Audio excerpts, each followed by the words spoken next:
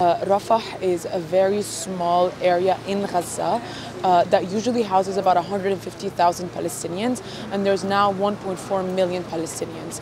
Those people have been displaced from cities across Gaza.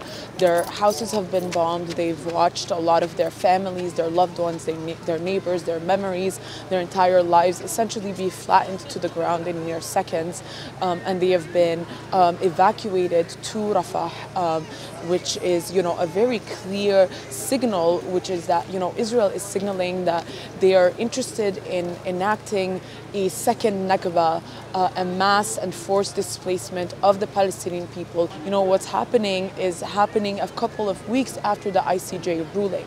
So we're talking about the highest court of justice in the world that has ruled that it is extremely probable that Israel is committing genocide, and has even given rulings of that Israel will have to prove that it's not. And Israel has been able to commit these crimes continuously with full impunity because of the backing of the US, Canada, and Britain.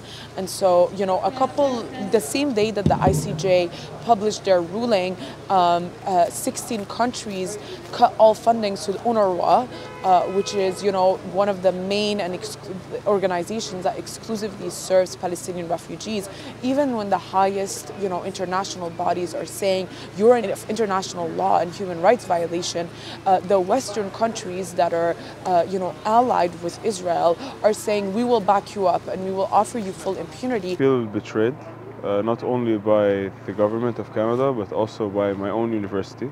Since I'm a student, we have had the divestment campaign going on for the past few months. The university just refuses to not acknowledge it. They refuse to divest, to answer our demands. Our demands are very simple.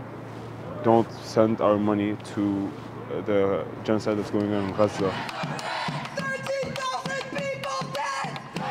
The international community must take to the streets. We must remain mobilized in order to say that we are watching, that we are witnesses to what is happening. I mean, if we don't take on the streets, what can we do, right?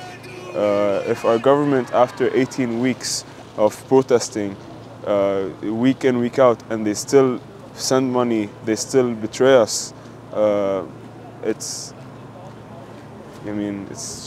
very disgraceful. Montréal, que cela prenne une autre semaine ou une autre année, nous sortirons toujours